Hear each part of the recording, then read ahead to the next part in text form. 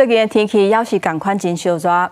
新北市天口节的疫情昨昏是个新增加6例，累计这件本土群聚案是已经达到49个病例。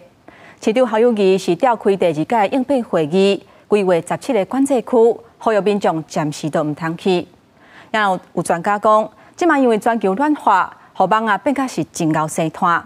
咱台湾南部的埃及版文，就有可能会行过北回归线，来到中部甲北部，互胃病风险是大大增加。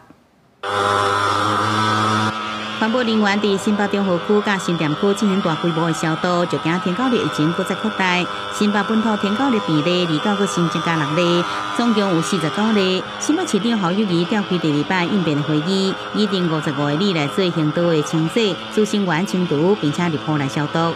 呼吁民众莫爱乱走入去17个管制区。卫福部长胡泰源是讲，疾管署已经成立机动防疫队，协助地方来防堵疫情。疾管署这一边也成立了一个机动小组，每一天都会派员过去那边看跟他们做互动。我相信这样的一个在目前的层级，用这样的一个周全的做法，整个中和新店被列为防治区块的所有的市民朋友，要全部总动员，要行动清刷。由过去天狗日疫情拢是南部较严重，北部较轻。去年台南天狗日确诊超过2万例，不过今年3月过了后，就无再出现本土病例。就连发现南部乌卡网的云林北港也无本土的确诊个案。